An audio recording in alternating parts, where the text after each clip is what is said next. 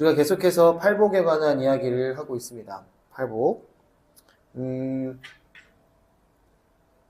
지난주에도 말씀드렸던 것처럼 성경에서 말하고자 하는 의도, 그리고 의미, 그거를 파악하기 위해서는 겉으로 드러난 문자적 의미 해석의 부분보다 그 안에 담아놓은 하나님의 마음을 이해하는 것이 더 중요하다라고 여러분에게 재차 반복해서 말씀을 드렸습니다.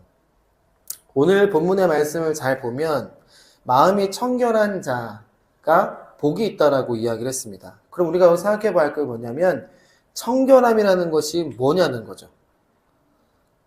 그리고 청결한 자가 복이 있는 이유에 대해서 오늘 본문에서 이야기를 하고 있는데 그 이유가 뭐라고 이야기하고 있습니까?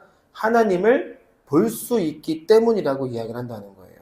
볼 수 있기 때문에. 그러니까 청결한 자가 복인 이유가 하나님을 볼 수 있기 때문에.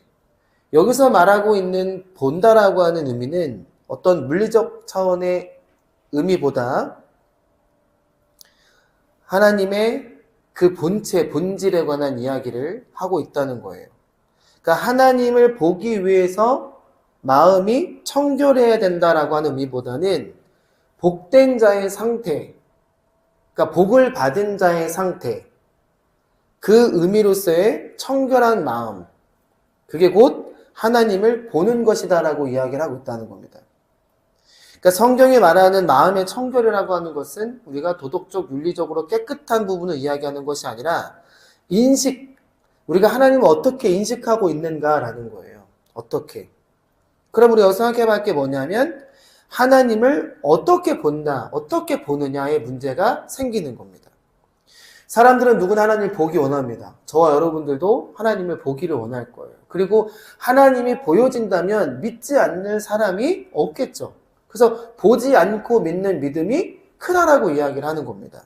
그런데 성경은 뭐라고 이야기를 하고 있냐면 출애굽기 33장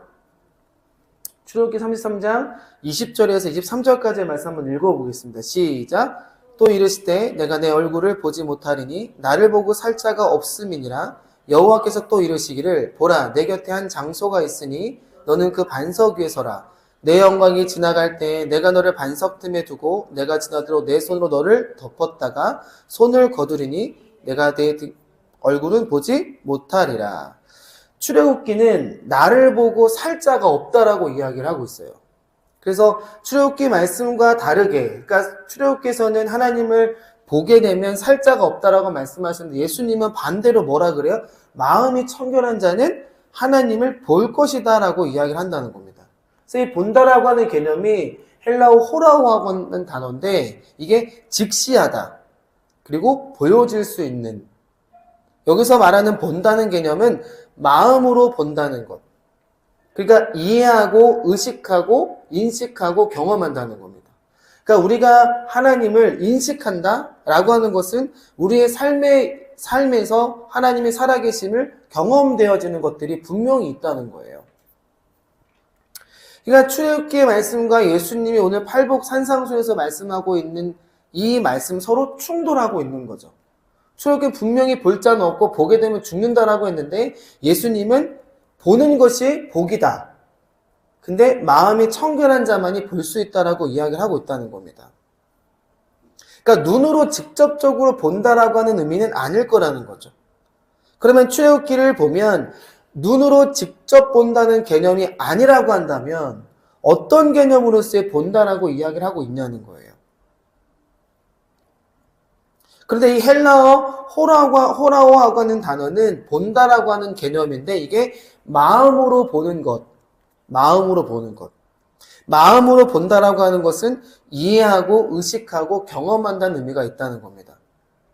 그러니까 마음으로 본다는 거예요. 마음으로. 그래서 앞에 마음이 청결한 자가 언급되고 있는 거죠.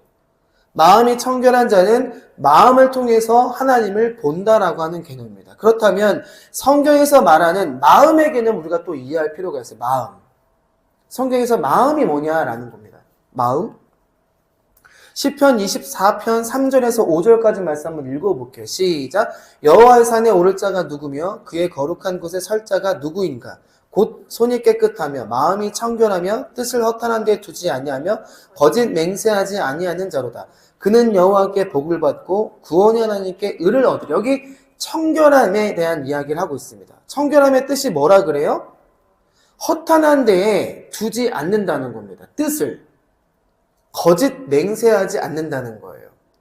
디모데후서 2장 22절 말씀에 보면 또한 너는 청년의 정욕을 피하고 주를 깨끗한 마음으로 부르는 자들과 함께 의와 믿음과 사랑과 화평을 따르라 이렇게 말하고 있습니다.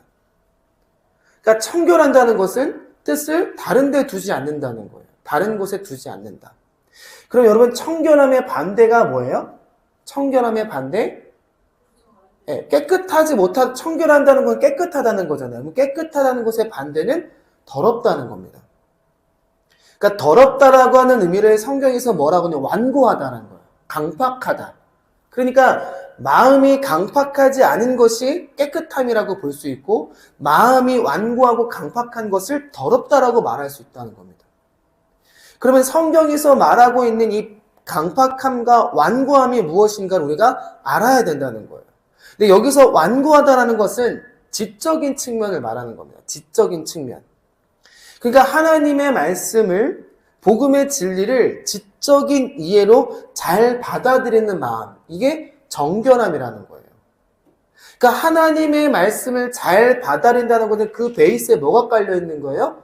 순종이라는 것이 깔려 있는 겁니다. 그러니까 하나님의 말씀에 우리가 순종할 수 있는 것, 그 마음의 상태가 청결함이라는 거예요. 이 순종의 개념이 중요한 게 뭐냐면 거룩의 한 의미가 뭐냐면 순종에 있습니다. 우리가 거룩하기 위해서는 반드시 뭐 해야 돼요? 순종할 수 있어야 돼요. 그러니까 하나님의 말씀, 진리를 지적으로 잘 이해하고 받아들이는 것을 마음의 청결함, 마음의 깨끗함이라고 성경은 말하고 있다는 겁니다. 그러면 반대로 정결하지 못하고 깨끗하지 못한 것은 더럽다는 거잖아요. 그러면 더럽다라는 것은 완고하다는 것이고 강팍하다는 건데 완고하고 강팍함이 뭐예요? 그러면 하나님의 말씀과 복음의 진리를 받아들이지 못하고 배척하는 걸 말하는 거예요. 하나님의 말씀에 반항하는 거죠. 자, 예레미야 17장 9절에서 11절까지 말씀을 읽어보겠습니다. 시작. 만물보다 거짓되고 나 여호와는 심장을 살피며 폐부를 시험하고 각각 그의 행위와 그의 행실대로 보응하나니 불의로 치부하는 자는 자고 새가 낳지 아니한 나를 품을 같아서 그의 중년에 그것이 떠나겠고 마침내 어리석은 자가 되리라. 여기 말하는 것은 뭐냐면 거짓되고 심히 부패한 것은 뭐라 그래요? 마음이라 그래요. 마음. 이사야 29장 13절 말씀에 보면 주께서 가라사대 이 백성이 입으로는 나를 가까이하며 입술로는 나를 존경하나 그 마음은 뭐라 그래요? 내게서 멀리 떠나 있다라는 겁니다. 그리 나를 경외함은 사람의 계명으로 가르침을 받았을 뿐이라는 거예요. 자, 그러면 이사야 29장 13절 말씀을 비춰 생각해 봤을 때 가장 더럽고 부패한 것은 뭐라는 거예요? 마음이라는 겁니다. 그럼 성경은 왜 마음이 부패하다라고 말할까요? 이사야 29장 13절 말씀처럼 아버지 마음에서 멀어졌기 때문이라는 거예요. 그러니까 인간의 마음이 부패한 이유가 뭐냐? 아버지의 마음에서 멀어졌기 때문이라는 겁니다. 당시 이스라엘 백성들은 누구보다 열심히 하나님을 말씀대로 살겠다라고 했던 사람들이에요. 그거로 인해서 구원받을 수 있다라고 생각을 했고요. 그러니까 율법을 하나님의 계명을 잘 지켰어요. 그럼에도 불구하고 하나님의 마음과는 멀어졌다라고 이야기를 하고 있는 겁니다. 그 이유를 뭐라고 하느냐?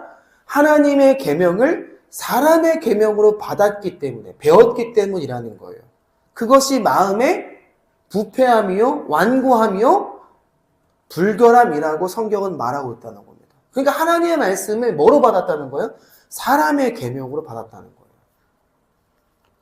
윌리엄 바클레이라고 하는 성경 주석가는 이 청결함이라고 하는 것에 대해서 뭐라고 이야기하냐면 타인의 정신과 마음속에 들어가 그가 느끼는 그대로 느끼고 아파하는 상태를 이야기하는 겁니다.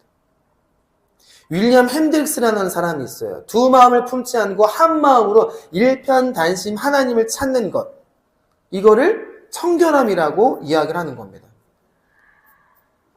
출애굽기 33장 5절 말씀에 보면 여호와께서 모세에게 이르시기를 이스라엘 자손에게 이르러 너희는 목이 곧은 백성이라 내가 한순간이라도 너희 가운데 이르면 너희를 진멸하리니 너희는 장신구를 떼어내라. 그리하면 내가 너에게 어떻게 할 것이니 정하겠노라 하셨습니다.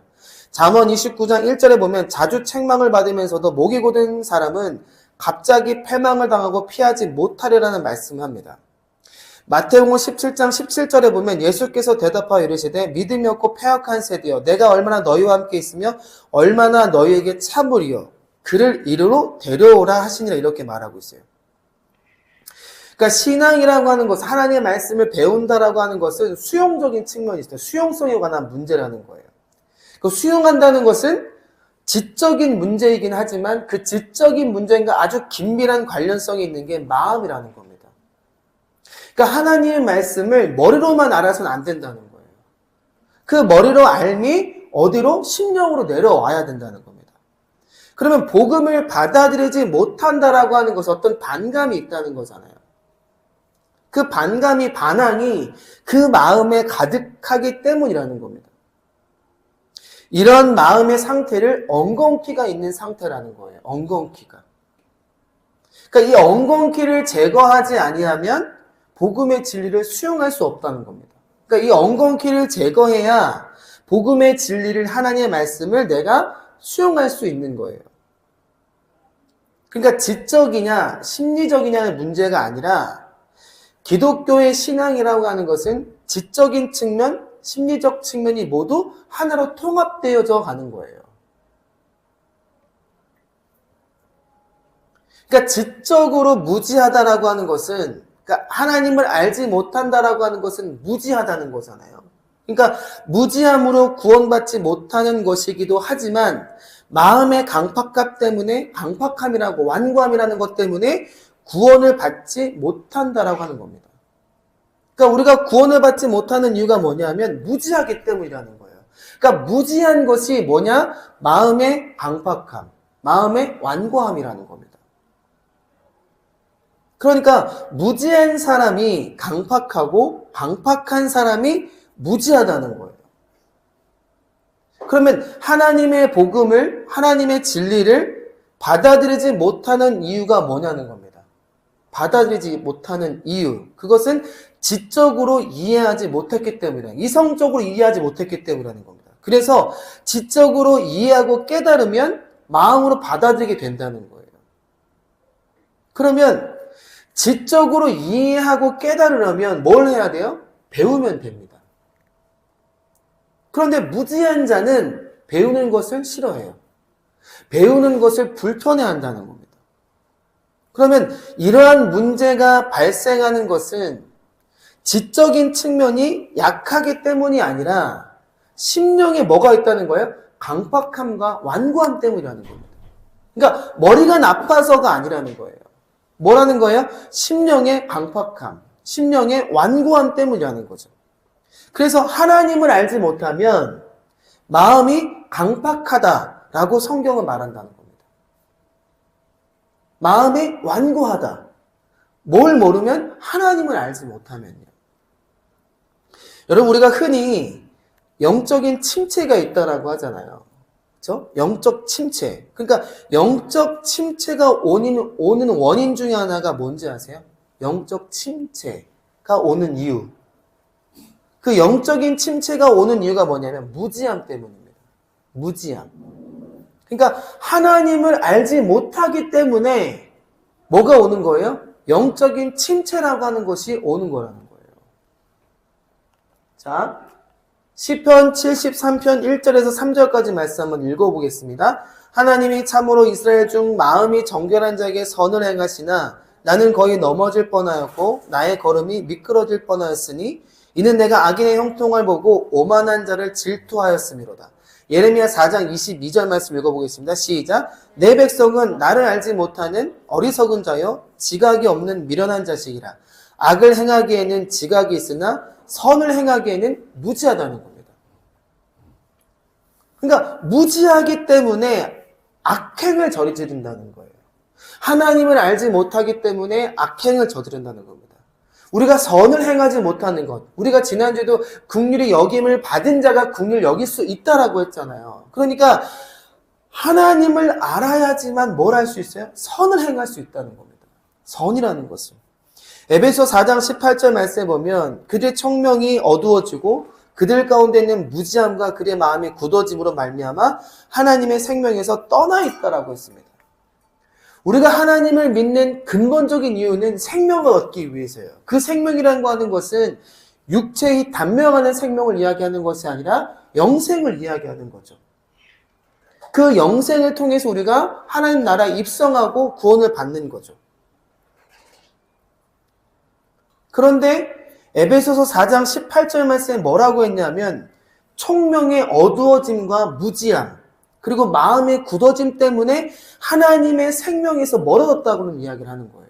그러니까 총명의 어두워짐과 무지함과 마음의 굳어짐이 뭐와 연결되어 있다는 거예요? 하나님의 생명과 연결되어 있다는 겁니다. 하나님의 생명과. 그러니까 무지함이, 어두워짐이, 마음의 굳어짐이 하나님의 영생과 구원과 연결되어 있다는 거예요. 여러분, 강팍한 마음을 가진 사람의 특징이 뭔지 아십니까? 예? 새로운 것을 받아들이는 것을 싫어한다는 겁니다. 거부한다는 겁니다. 그러니까 내가 새로운 말씀에 새로운 진리를 받아들이는 걸 거부하는 것은 뭐냐면 마음이 완고하기 때문이라는 거예요. 마음의 강팍함 때문이라는 겁니다. 내가 하나님의 복음의 그러니까 새로운 성전으로서 세워지는 것을 내가 거부하고 있다라고 하면 내가 뭐하다는 거예요? 강팍하다는 거예요. 완고하다는 겁니다. 이스라엘이 왜 망했습니까? 완고함 때문에, 강팍함 때문에 망한 거예요. 학력의 문제가 아닙니다, 이건. 지적 수준의 문제가 아니에요. 왜 사람이 무지가 생기는지 아십니까? 왜 완고함이 생기고 강팍함이 생기고 하나님의 말씀에 대한 반항과 거부가 생기는지 아세요? 자기의, 자기 편견, 자기 확신에 차 있기 때문에 그래요. 내가 갖고 있는 게 확실하다는 겁니다. 내가 갖고 있는 것만으로도 내가 구원받을 수 있다라고 착각하고 있기 때문에 그래요. 그래서 하나님의 새로운 진리를 받아들이기 어려운 거예요. 불편한 겁니다.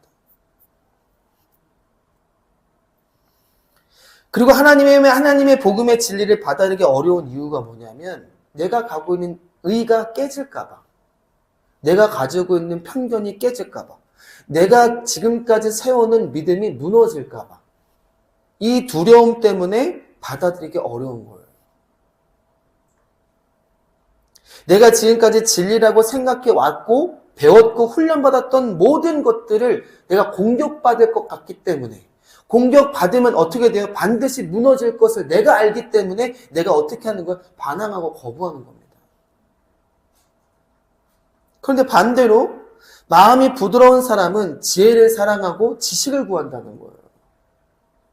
그러니까 하나님을 사랑한다? 그럼 뭘 구하는 자냐? 하나님의 지혜를 구하는 자라는 겁니다. 하나님의 지혜를 구하지 않는다라고 하는 건 마음이 강팍하다는 거예요. 마음이 부드러운 사람은 지혜를 사랑하고 지식을 구한다는 겁니다.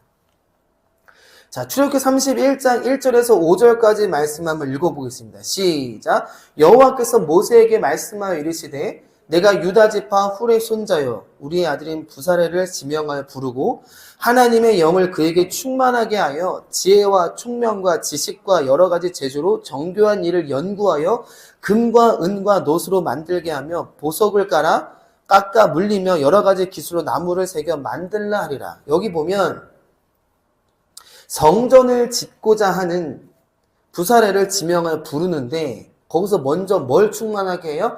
하나님의 영을 그에게 충만하게 했대요. 충만하게 했더니 뭐가 따라옵니까? 지혜와 총명과 지식과 여러 가지 재주를 통하여서 정교한 일을 연구하며, 이 정교한 일이 뭐냐면 성전을 짓는 정교한 일이에요. 그러니까 하나님의 성전과 성막을 정교하게 짓기 위해서는 뭐가 임해야 돼요? 하나님의 영이 임함을 받아야 되고, 임하는 것만으로 끝나는 게 아니라 어떻게 해야 돼요? 충만해야 된다는 겁니다. 충만해야 된다는 거예요.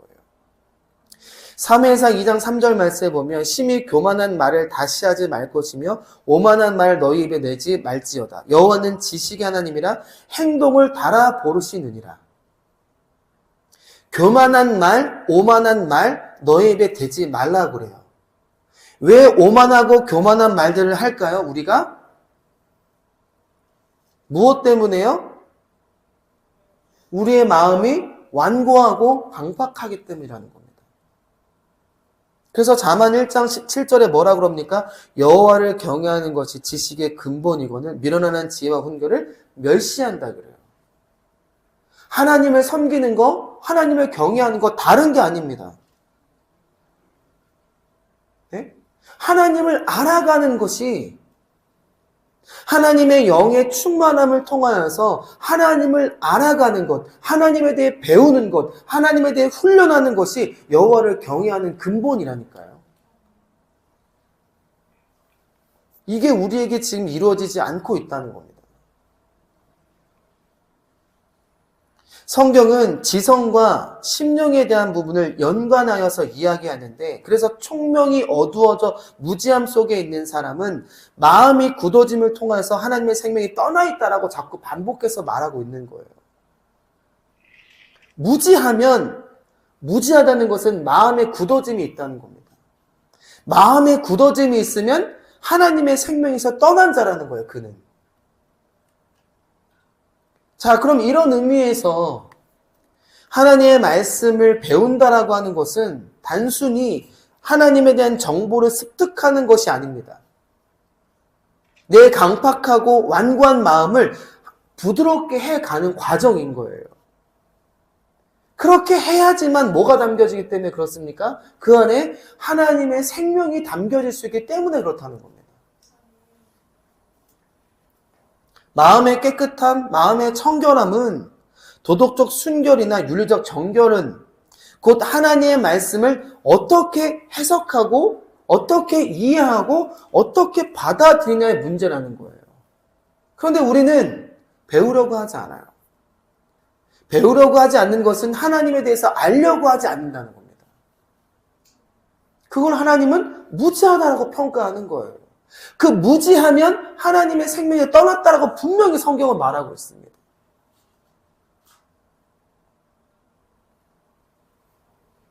그러니까 하나님의 인격과 하나님의 성품, 이거에 대해서 설명하는 것으로서의 마음을 지금 이야기하고 있는 거예요.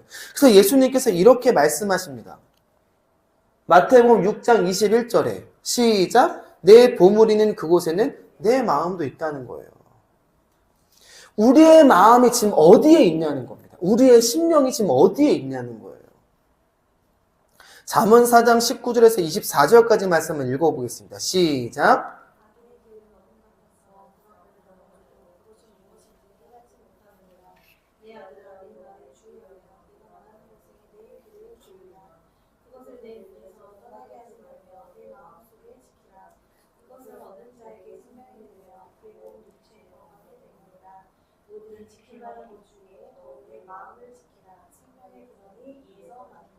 구부러진 말을 내 입에서 버리며 삐뚤어진 말을 내 입에서 멀리하라 그랬습니다. 자, 23절에 보면 모든 지킬 만한 것 중에 더욱 뭐를 지키래요? 내 마음을 지키래요. 그러면 내 마음을 지키면 뭐가 나온다는 겁니까? 생명의 근원이 나온대요. 근데 그 생명의 근원이 나오는 이유가 뭐냐면 무엇을 버려야만, 무엇을 멀리해야만 구부러진 말을 내 입에서 버리라는 겁니다. 삐뚤어진 말을 내 입에서 멀리하라는 거예요. 자, 그러면 올바른 입에서 올바른 말을 하려면 뭘 알아야 돼요? 하나님에서 알아야죠. 알아야 말할 거 아닙니까? 예? 고린도서 4장 1절에 뭐라고 말씀하시는지 아십니까? 사람이 마땅히 우리를 그리스도의 일꾼이요 하나님의 비밀을 맡은 자로 여긴다라고 했어요. 네? 그리스도의 일꾼이요 하나님의 비밀을 맡긴 자라면 구부러진 말을 하면 안 돼요. 삐뚤어진 입술을 가지면 안 된다는 겁니다. 그럼 뭘 해야 되냐고, 우리가. 구부러진 말, 삐뚤어진 말을 하지 않으려면 어떻게 해야 되냐고요. 하나님에 대해 알아야죠. 말씀에 대해 알아야 될 거 아닙니까?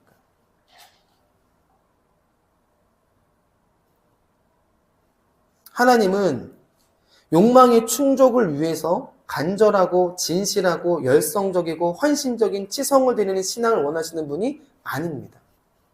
우리의 정성을 바라시는 분이 아니에요, 하나님은.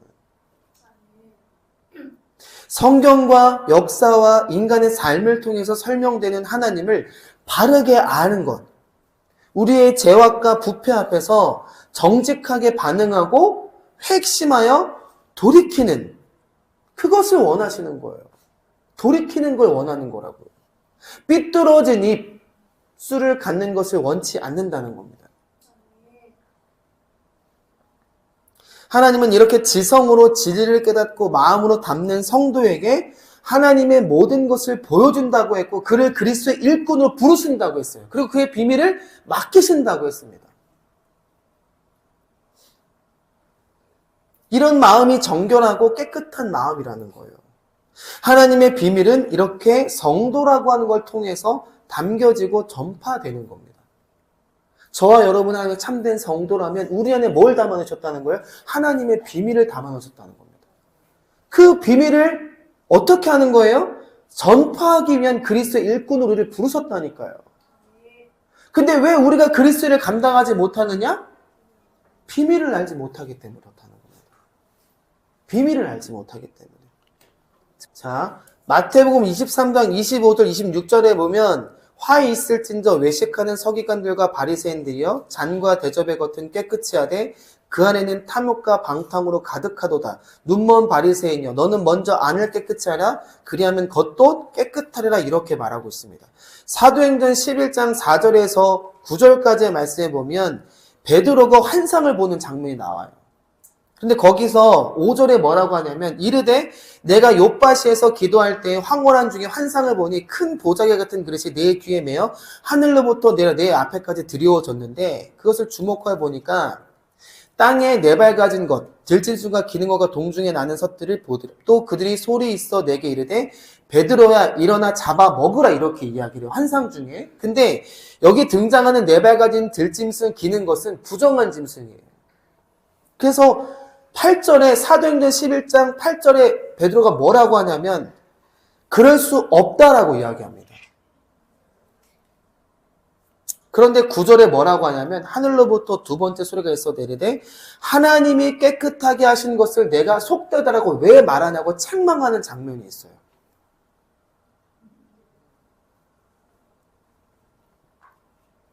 외식하는 바리새인들과 서기관들은 정결 의식에 대해서 굉장히 중요하게 생각을 했습니다. 그런데 그들이 생각하는 정결이라고 하는 것은 제의적 정결 측면에서 뭐만 깨끗하게 했다라고 예수님 말씀했냐? 겉만 깨끗하게 했다는 겁니다. 겉만.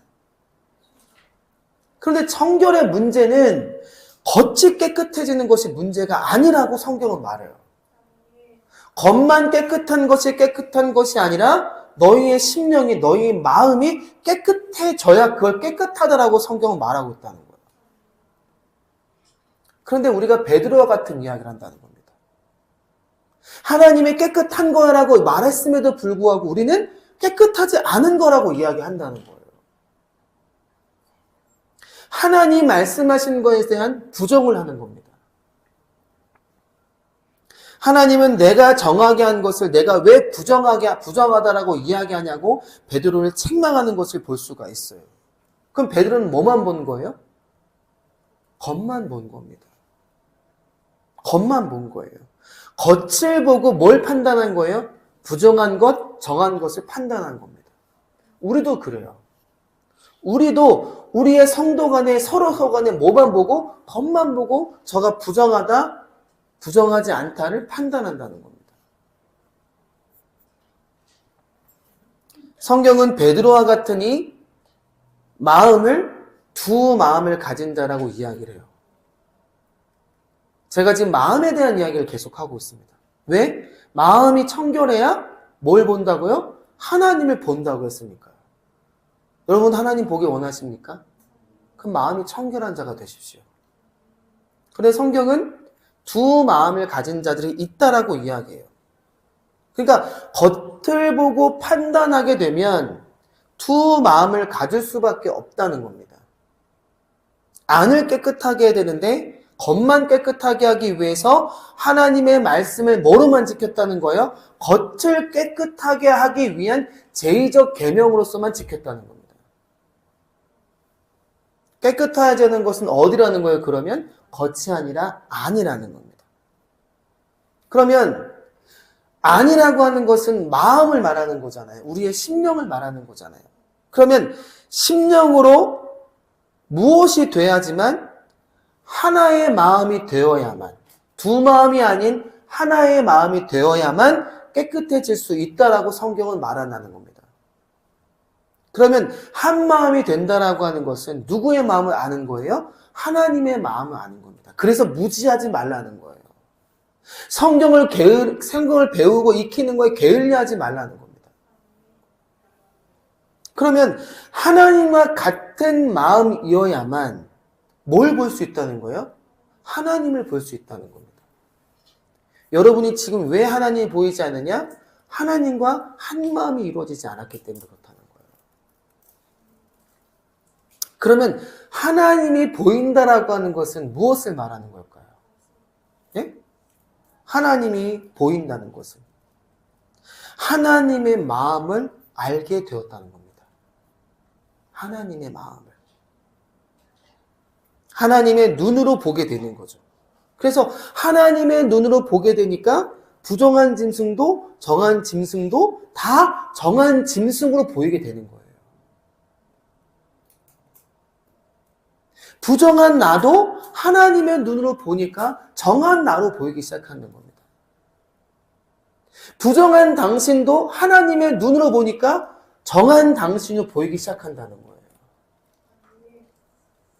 다시 말하면 하나님을 알지 못하는 이방인들도 하나님의 눈으로 보이게 되고 어떤 선민의식이 아니라 지난주에 함께 나눴던 것처럼 긍휼의 마음으로 그를 보기 시작했다는 겁니다. 자, 야고보서 4장 6절에서 10절까지 말씀 한번 읽어보겠습니다. 시작.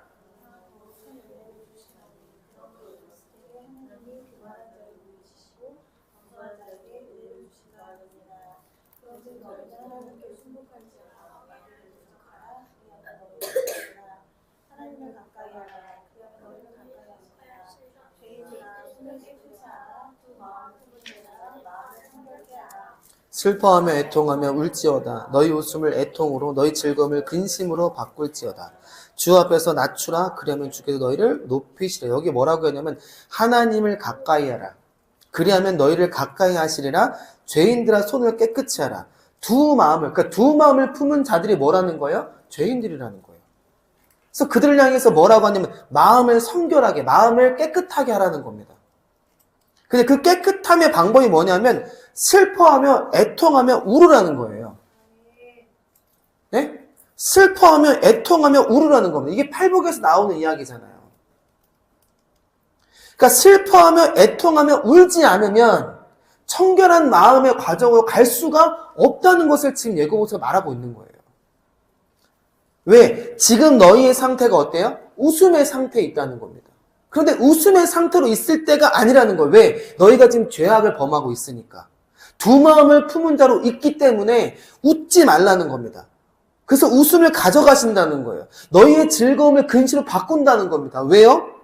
슬퍼하고 애통하고 울어야 하기 때문에. 그래야 두 마음을 버리고 마음의 성결함으로 마음의 깨끗함으로 나아갈 수 있기 때문에. 하나님이 그렇게 하시겠다는 거예요. 그래서 주 앞으로 낮추라는 겁니다. 그럼 내가 너희를 높이겠다는 거예요. 야고보는 두 마음을 품은 자를 이렇게 권고하고 있는 거죠. 마음을 청결하게, 마음을 성결하게 하라는 겁니다. 청결한 마음의 반대라고 하는 것은 둘 이상의 마음을 갖고 있다는 거예요. 그 얘기는 하나가 둘로 갈라졌다는 겁니다. 이해가 되시죠? 하나가 둘로 갈라졌다. 그러면 갈라졌다라고 하는 건 뭘 의미할까요? 마음이 둘로 갈라졌다는 건? 네? 마음이 둘로 갈라졌다는 건 뭘까요, 여러분? 네? 방향을 잘못 잡았다는 겁니다. 이리로 가야 되는데 이리로 가고 있다는 거예요. 야고보는 두 마음을 가진 자를 주 앞에서 자기를 높이는 교만한 자라고 이야기를 하고 있어요. 그러니까 두 마음을 가진 자가 교만한 자고 오만한 자라는 겁니다. 여러분, 교만이 다른 게 아니에요. 교만이 다른 게 아니라고요. 오만함이 다른 게 아니라고요. 두 마음을 갖고 있는 상태가 오만함이요, 교만함이라는 것을 여러분 분명히 기억하시기 바랍니다. 그런 그들에게 슬퍼하며 애통하며 울라고 말하고 있는 거예요. 사람들은 세상에서 자기를 숭배하면서 행복하려고 합니다. 그런데 야고보는 너희들은 낮아져서 슬퍼하며 애통해야 된다라고 이야기를 해요. 그 이유가 뭐냐? 두 마음을 청결하게 하기 때문에. 두 마음을 가진 자의 오만함과 교만함에서 떠나 청결하고 깨끗한 마음, 한 마음을 가진 한 방향을 향한 마음을 갖게 하기 위해서 슬퍼하며 애통하며 울라고 이야기하고 있는 겁니다. 산상수훈의 말씀과 같은 맥락의 이야기를 하고 있는 거죠. 그래서 애통하고 슬퍼하고 낮아지는 것이 뭐라는 거예요? 그게 복이라고 이야기하고 있는 겁니다.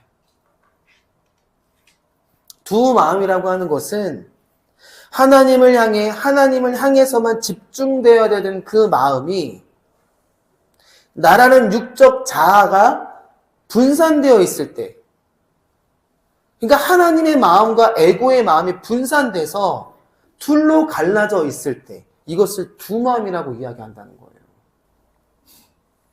이것을 교만이라고 하고요. 그러니까 피조물은 우리가 있어야 할 자리에서 벗어나 있는 상태를 말하는 겁니다. 하나님의 영역을 침범한 상태. 이것이 교만이요, 자신을 높이는 것이라고 이야기하고 있다는 거예요. 자, 마태복음 4장 17절만 한번 읽어보겠습니다. 시작. 이때부터 예수께서 비로소 전파하 이르시되 회개하라, 천국이 가까이 왔느니라. 하나님의 마음을 알아야 한다는 말씀을 지금 하고 있는데, 그 마음을 무엇으로 말하고 있냐면, 사람의 마음은 항상 변하죠. 어제의 마음과 오늘의 마음이 다르고 오늘의 마음과 내일의 마음이 다릅니다. 그런데 하나님의 마음은 어제의 마음이나 오늘의 마음이나 내일의 마음이 동일하다는 거예요. 그래서 불변하다라는 이야기를 하죠. 그러면 지금 인간의 마음처럼 하나님의 마음도 변할 수 있느냐? 그렇지 않다라고 말하는 거예요. 그래서 예수님께서 뭐라고 말씀하시냐면 회개하라, 하나님 나라가 가까이 왔다는 겁니다. 그러면 회개하라, 하나님 나라가 가까이 왔다라고 하는 것의 이 말씀의 핵심은 뭐예요? 회개와 하나님의 나라예요. 그러면 여러분, 우리는 두 가지를 알아야 돼요. 회개가 뭐냐는 거, 하나님 나라가 뭐냐는 겁니다. 여러분, 회개가 뭐예요?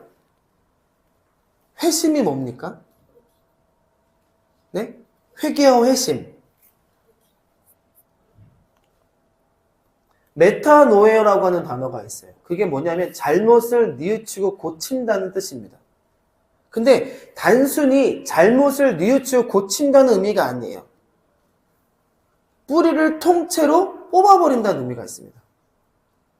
그러니까 우리가 왜 잘못을 반복하느냐? 밑둥을 잘라냈기 때문에, 뿌리는 그대로 내버려 두고 위만 잘라냈기 때문에, 그 뿌리를 통해서 또 다른 잘못의 자라남이 있기 때문에 같은 죄를 반복하게 되는 거예요. 그래서 메타노에라고 하는 회심이라고 하는 것은 뿌리를 통째로 어떻게 해요? 걷어내는 것을 말해요.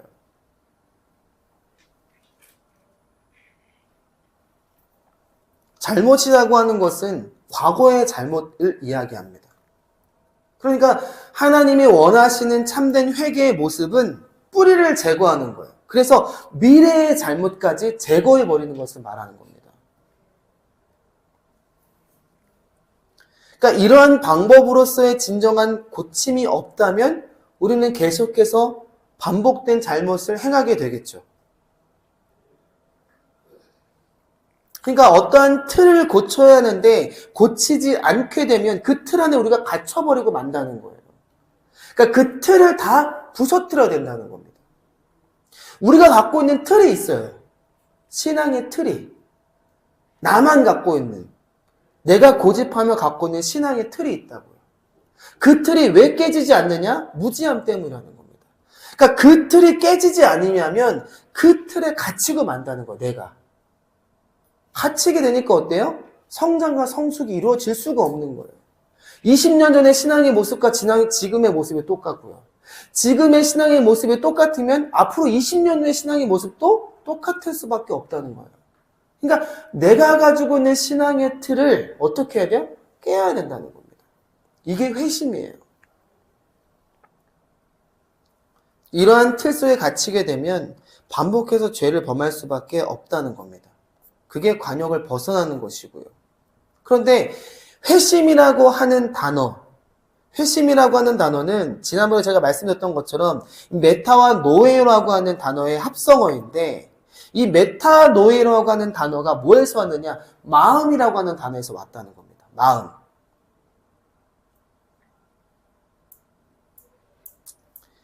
그러니까 인간의 감각이나 사고 또는 의지로서의 마음을 의미하는 거예요. 근데 이거는 인식하다, 이해하다는 뜻이 있습니다. 그리고 친밀해지다는 뜻이 있어요. 그런데 이 헬라어 누스라고 하는 이 마음이라고 하는 단어는 헬라어 기노스코라고 하는 단어에서 오는 이 기노스코가 뭐냐면 안다, 알게 되다는 뜻이 있어요. 그러니까 하나님의 원하시는 회심의 마음이 되어지려면 뭐가 있어야 돼요? 알미 있어야 된다는 거예요. 알미.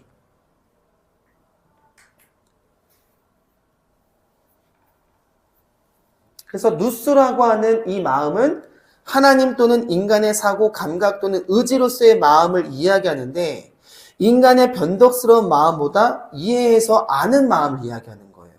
그러니까 알고 이해하는 마음. 이것을 다시 좀 더 쉽게 말씀드리면 깊이 깨달아서 알아버린 마음의 상태를 말하는 겁니다. 그러니까 이런 마음의 상태에서 파생된 게 바로 회심이라는 거예요. 회심. 자, 누가복음 24장 32절 말씀 읽어보겠습니다. 시작. 그들이 서로 말하되 길에서 우리에게 말씀하시고 우리에게 성경을 풀어주실 때에 우리 속에서 마음이 뜨겁지 아니하더냐. 그러니까 성경의 풀어짐을 통해서 우리의 마음이 뜨거워지는 거예요. 성경의 풀어짐. 그러면 성경의 풀어짐이 뭐예요? 우리가 이해하고 깨달았다는 겁니다. 누가복음 24장 45절 말씀에도 보면 이에 그들의 마음을 열어 성경을 깨닫게 하시고 라는 마음이 있어요. 단어가 있습니다. 그러니까 성경을 깨닫도록 열어줬다는 겁니다. 성경에서 대부분 마음이라고 하는 단어는 누스라고 하는 단어를 사용해요. 근데 변하기 쉬운, 그러니까 하나님의 마음은 불변이잖아요. 근데 인간의 마음은 늘 변하잖아요. 변하기 쉬운 인간의 마음을 뜻하는 헬라어 단어가 있는데 그게 칼디아라는 단어입니다. 칼디아. 근데 마음이 뜨겁다라고 하는 것은 감정이나 열정과 관련된 의미를 담고 있는 단어예요.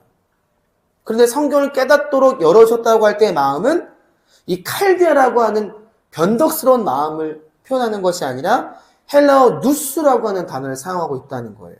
이게 무슨 말이냐면 깨달음과 관련이 있어서 후에 성경을 깨닫게 했다는 말씀하시는 겁니다.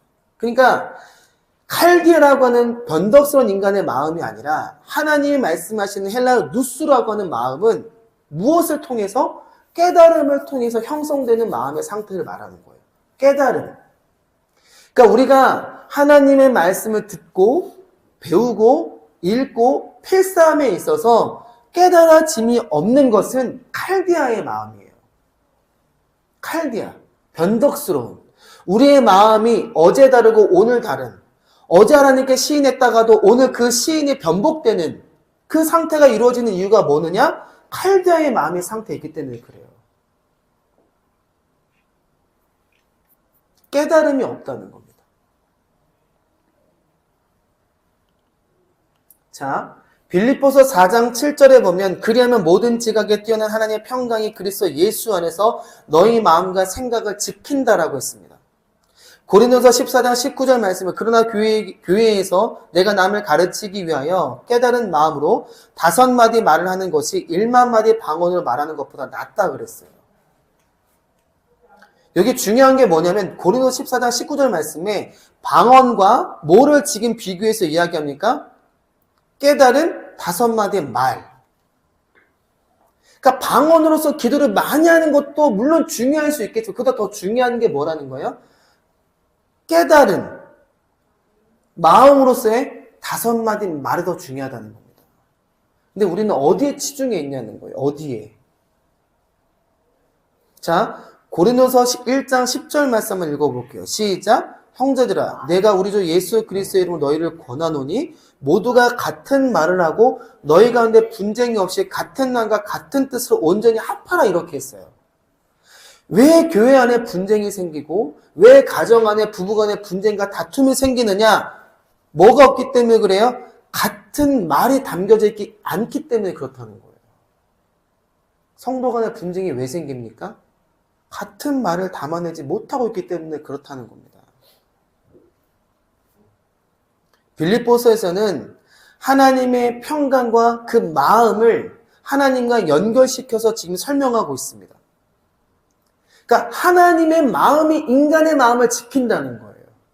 그러니까 하나님이 우리의 마음을 지키는 거지 내가 내 마음을 지키는 것이 아니라고 이야기하는 겁니다. 그러니까 하나님이 우리의 마음을 지켜주셔야지만 뭐가 임할 수 있다는 거예요? 하나님의 평강이 임할 수 있다는 거예요.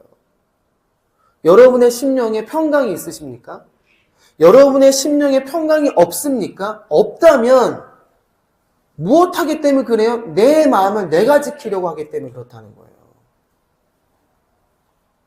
그렇기 때문에 마음은 하나님의 마음이라고 할 수 있어요. 그래서 두 마음을 가진 것이 아니라 한 마음을 가져야 된다고 제가 말씀을 드리는 겁니다. 그러니까 마음은 하나님의 마음이요, 생각은 인간의 마음이라고 할 수 있어요. 그래서 고린도전서에서 앞에 깨달은 이라는 말씀을 하시는 것은 깨달은 마음이 중요하다라고 말하는 겁니다. 깨달은 마음. 그러니까 마음과 뜻과 알미라고 하는 것은 서로 긴밀한 작용을 하고 있다는 거예요. 하나님의 뜻을 알아야지만 마음이 형성되는 겁니다. 누구의 마음이? 하나님의 마음이요.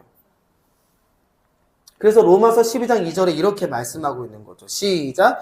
너희는 이 세대를 본받지 말고 오직 마음을 새롭게 함으로 변화를 받아 하나님의 선하시고 기뻐하시고 온전한 뜻이 무엇인지 분별하도록 하라. 마음을 새롭게 하지 아니하면 하나님의 선하시고 기뻐하시고 온전한 뜻이 무엇인지 분별할 수가 없다는 겁니다.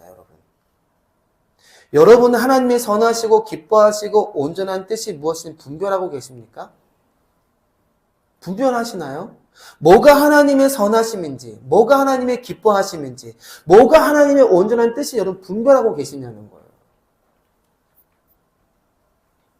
그러지 못한다라고 하면 마음을 새롭게 하는 것이 아니라는 겁니다. 그러면 로마서 12장 2절의 말씀은 마음을 새롭게 하지 않는 것은 이 세대를 본받으며 살아가고 있다는 거예요. 역설적으로 이야기하면. 근데 분명히 하나님은 말씀을 통해 뭐라고 했냐? 이 세대를 본받지 말라고 했다는 겁니다. 본받지 않는 것이 우리의 마음을 새롭게 하는 것이라는 거죠. 그래서 회개라고 하는 것, 회심이라고 하는 것은 단순히 돌이킴의 의미보다는 하나님이 부어주시는 유의 것을 통해서 새로워진 마음, 그걸 로마서 12장 2절 말씀에는 오직 마음을 새롭게 하는 것, 이것을 뭐라고 해요? 이걸 회심이라고 하는 겁니다. 그래서 회개의 마음은 하나님의 선하시고 기뻐하시고 온전한 뜻이 무엇인지를 분별할 수 있게 되는 거예요. 무엇을 통해서? 회심을 통해서요. 회심은 마음을 새롭게 하는 겁니다. 마음을 새롭게 하지 아니하면 하나님의 선하시고 기뻐하시고 온전한 뜻이 무엇인지 알 방법이 없는 거라는 거죠. 이게 하나님 원하시는 참된 회심입니다. 여러분은 참된 회심을 이루셨습니까? 그래서 바울은 하나님의 영이 그리스도의 마음으로서 임했기 때문에 내가 이제 가졌다라고 바울은 말하는 거예요. 여러분 하나님의 영을 가지셨습니까? 소유하셨나요? 그래서 바울은 마음과 성령을 서로 연결하고 있는 겁니다. 하나님의 영으로 우리가 그리스도의 마음을 가졌다라고 이야기하는 거예요. 그래서 바울과 같이 참된 회심의 과정으로 하나님의 그리스도의 마음을 가져야 된다라고 말하고 있는 겁니다. 그래서 참된 회심으로서 만들어지는 마음이 바로 정결한 마음이요. 오늘 본문에서 이야기하는 청결한 마음이라는 겁니다. 단순히 우리의 죄를 고백하는 것이 회심이 아니에요, 여러분. 그런 종교인들이 하는 회심입니다. 하나님의 참된 성도로서 이루어지는 회심은 두 마음을 한 마음으로 갖는 거예요. 그게 우리의 마음을 새롭게 하는 겁니다. 그래야 하나님의 선하시고 기뻐하시고 온전한 뜻이 무엇인지 알 수 있게 되는 거예요. 알아야 뭐 할 수 있어요? 그리스도 일꾼으로서 하나님을 섬길 수 있는 겁니다. 다른 것으로 섬기는 게 아니에요, 여러분. 참된 회심이 청결한 마음을 갖는 유일한 방법인 겁니다. 다른 방법이 없어요.